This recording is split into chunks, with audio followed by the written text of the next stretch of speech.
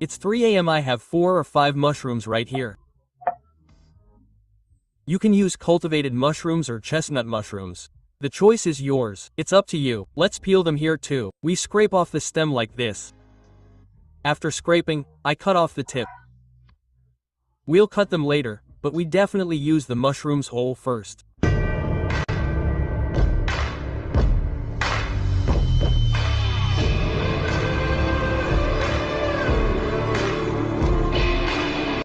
The stove is on high heat over medium heat.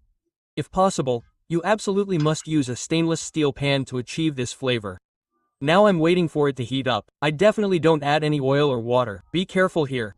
Of course, as soon as it starts to slightly heat, I immediately drop in 5 mushrooms. If you're an appetizer or a restaurant owner, definitely add this recipe to your menu. Then I close the lid. I don't want it to cook over medium heat. Let's continue preparing the ingredients. Copia pepper. But this copia pepper is too much for this amount. I had about 1/3 of a copia pepper left over from the old recipe. Look, I'm definitely not using the inside. Not too thin, not too thick. I cut them all into bite-sized pieces. I'm cutting them. In fact, let me show you one. See? After 5 minutes, we'll open them together. If this were cultivated mushrooms, they would be submerged in water. But since they're chestnut mushrooms, there shouldn't be a single drop of water right now. The mushrooms should have started to roast. See? Let me show you this. Look, there's no water. Notice? Now, the important point here is, let's use a teacup because they're chestnut mushrooms. We'll add water because they're Chester mushrooms, but if they were cultivated mushrooms, they would have watered on their own. About 1/5 of a teacup.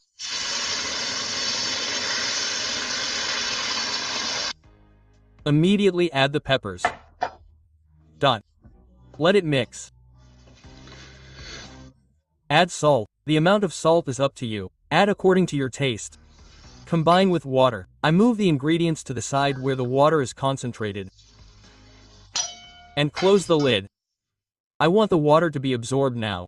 I want it to come back to the sautéing point. After 78 minutes, we'll let it sit for maybe 10 minutes. I see that the water has been absorbed. I'm definitely not burning it. Be careful, I'm definitely not burning it here at the beginning. Are you paying attention? Look, I'm helping it roast now. Yes.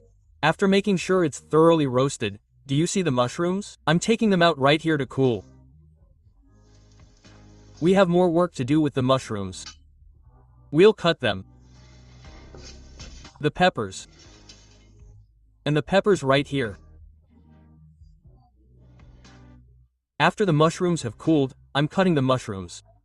What difference would it make if we had just cut them? The flavor lies in the little details. Remember that.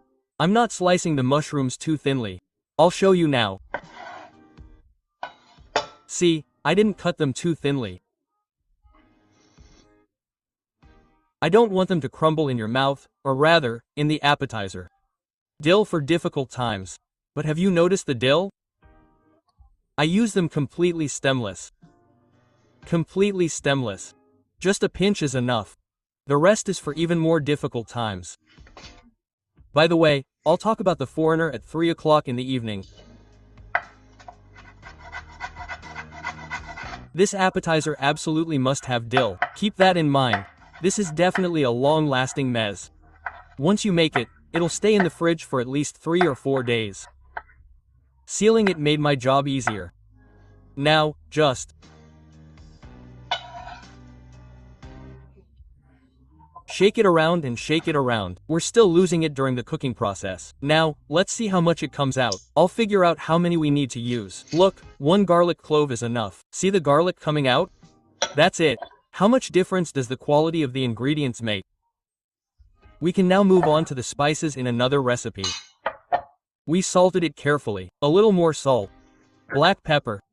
We only use a small amount of black pepper. The amount of black pepper is very small. The amount of red pepper flakes is entirely up to you. Whether you use hot or sweet is up to you. I use sweet red pepper flakes for flavor. A teaspoon. Yes. I need a very small amount of lemon.